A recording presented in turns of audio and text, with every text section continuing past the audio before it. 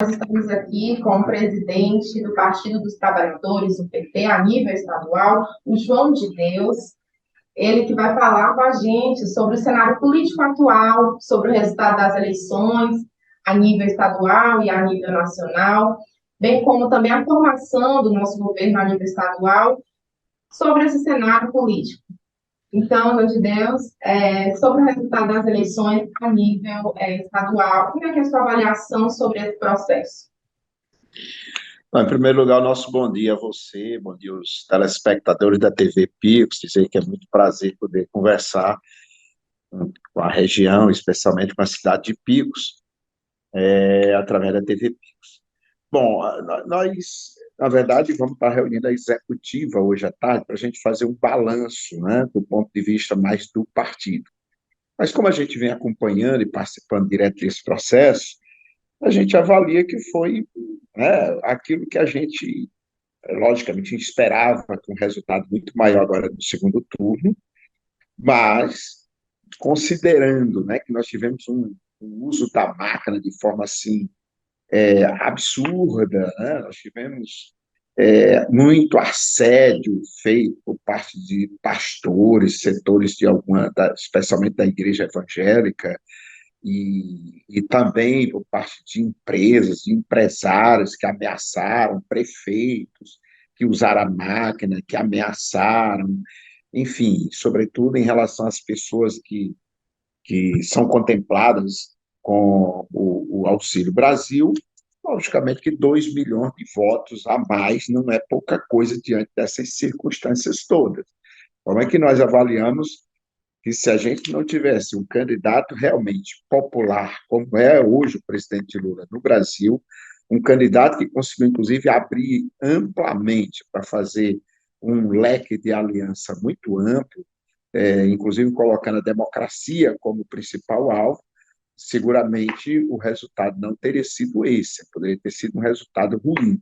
Mas nós entendemos que foi um resultado excelente diante dessas circunstâncias, e agora o que resta a gente é preparar essa fase agora de transição para que nós possamos começar, a partir de janeiro, né, com esse compromisso de atender aí aquilo que foi assumido publicamente, que são as principais reivindicações para atender a população, o conjunto da população, especialmente no que diz respeito ao auxílio emergencial, garantir que ele possa ser pago a partir do ano que vem, dentro da proposta que foi feita, coisa que não está previsto no orçamento da União, assim como o próprio reajuste do salário mínimo com ganho real, e são duas medidas que o presidente Lula está colocando como prioridade para tratar nesse momento, para que a gente possa virar o ano com o novo presidente tomando posse, ao mesmo tempo dando essas garantias mínimas diante daquilo que foi assumido publicamente.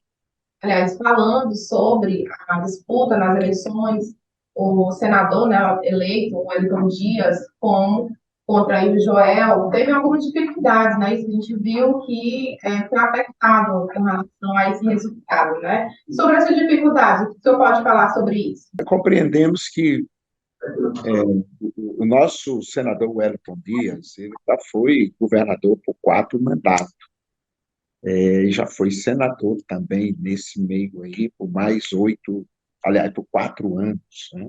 Já que lá, naquele momento, a nossa então suplente senadora Regina Souza chegou a assumir quando ele retornou para o comando do Estado. Então, isso traz um desgaste natural. O tempo traz um desgaste natural, vários mandatos. Então, além do mais, a gente sabe que essa coisa do uso das emendas secretas, né, do orçamento secreto, isso teve alguma influência aqui no estado do Piauí, especialmente tendo aí como alvo o nosso líder maior no estado do Piauí, que é, sem dúvida nenhuma, o senador Wellington Dias. Como eu disse, ele ganhou 4 governos no primeiro turno, né? Ganhando no primeiro turno, e elegeu 2 sucessores, foi o Wilson Martins em 2010 e o Rafael agora no ano de 2022. Então, os nossos adversários escolheram o Wellington Dias como principal adversário, né, para ser derrotado, porque ele é o líder maior. Além do que, uma outra leitura que a gente faz é que o Wellington Dias teve pouco tempo fazendo campanha para ele. Ele teve muito tempo em Brasília, né, pouco tempo aqui no estado do Piauí, e esse pouco tempo foi fazendo campanha para o Rafael e para o presidente Lula. Então, nós atribuímos esses fatores, vamos dizer assim, que esse resultado que não foi aquela diferença tão segura como a gente acreditava no primeiro momento que ele teria, que seria disparado na sua votação. Mas, enfim, o importante é que ele ganhou, né, sem dúvida nenhuma, vai ter um papel importante junto ao governo do presidente Lula, representando o estado do Piauí, para garantir que nós consigamos aí trazer muitos desses programas, recursos, para programas importantes como Minha Casa Minha Vida, Luz para Todos e tantos outros que possam gerar renda, gerar emprego para o povo do estado do Piauí. Como está a formação do novo governo? Como estão as conversações? Como está essa formação? Bom, a medida correta que o nosso governador tomou foi deixar para fazer a composição do governo depois da eleição de segundo turno para presidente da República. Acho corretíssimo, né, para que a gente não desviasse o foco. Então, a prioridade nossa foi garantir a vitória do presidente Lula, como de fato aconteceu. O Piauí deu uma contribuição espetacular. Nós tivemos aí mais de 1 milhão de votos de maioria, o que corresponde a praticamente mais da metade dos votos que o presidente Lula teve de maioria a nível de Brasil. Então, significa que o Piauí foi fundamental nessa vitória, assim como todo o Nordeste.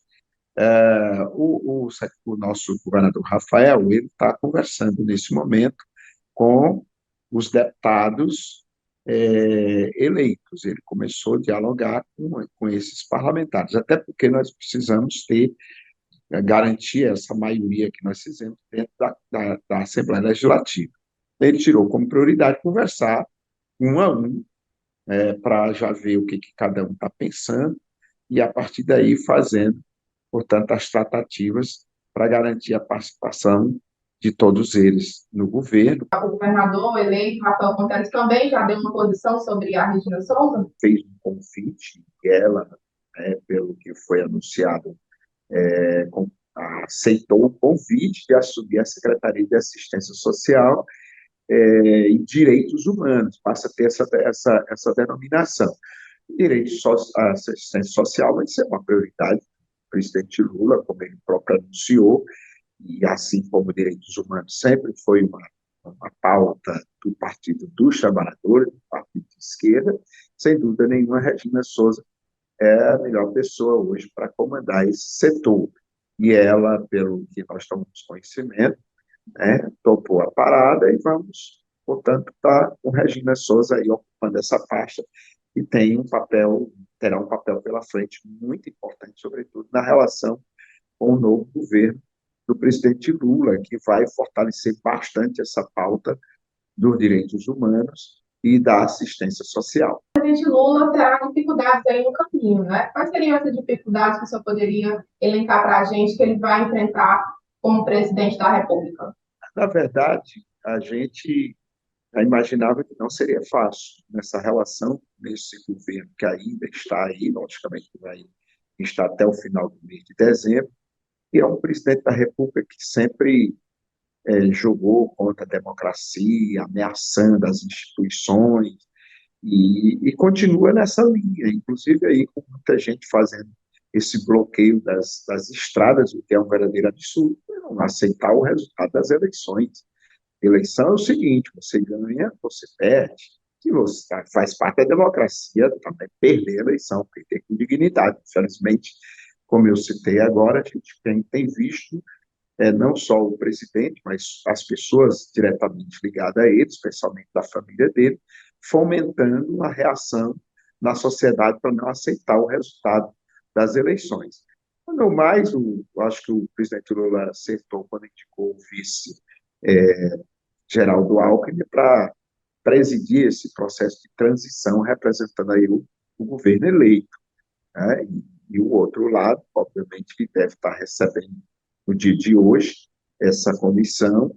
Nosso senador Wellington Dias está participando desse processo, inclusive já tratando das mudanças do orçamento, para que que hoje tem como relator o senador Marcelo Castro, já tratando de fazer as modificações, as adequações para o ano que vem, de forma que nós estamos muito tranquilos em relação a isso.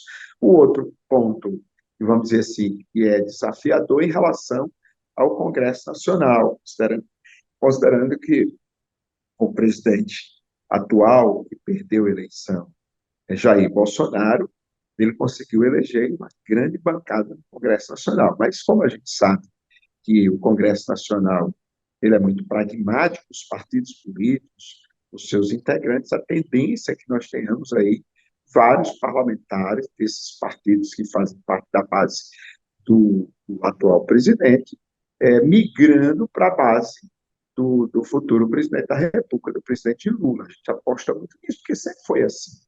Aqueles que, inclusive, já se posicionaram publicamente de colaborar com o governo eleito.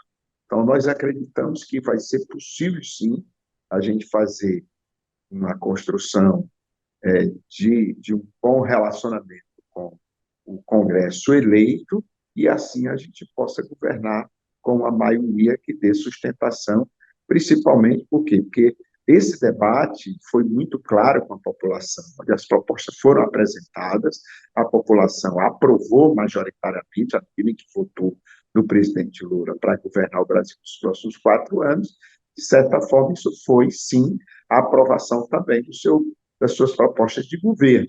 Então, o Congresso Nacional não pode deixar de levar em consideração que o presidente Lula foi eleito com uma missão, e é essa missão que não pode ser dificultada dentro do Congresso Nacional, sob pena, né, da gente ter uma incoerência entre aqueles que foram eleitos para ajudar, sem dúvida nenhuma, a dar as condições para que o novo presidente possa governar. Então, nós acreditamos que, com o diálogo, nós vamos conseguir montar toda uma estratégia com pessoas certas, locais certos. Acho que o senador Wellington Dias terá um papel importante, como uma pessoa de bom diálogo, de bom trânsito no Congresso Nacional, para que a gente possa, portanto, garantir as condições para governar a partir do ano que vem. O senhor pensa sobre os colégios cívico-militares? Qual a sua avaliação e pensamento sobre essa questão? Eu acho que essa fase já passou, é uma proposta de Jair Bolsonaro, ela não avançou muito, porque a própria população entende que militar não foi preparado para educar ninguém. Militar foi preparado para fazer um confronto de rua, para dar segurança à população. Portanto, não é essa a tarefa para os militares, cuidar da educação do povo brasileiro. Essa tarefa, ela é dos educadores, daquelas pessoas que foram preparadas pelas nossas universidades para, na condição de professores, de educadores, educarem os nossos filhos. Foi assim, historicamente, no Brasil, e deve continuar assim.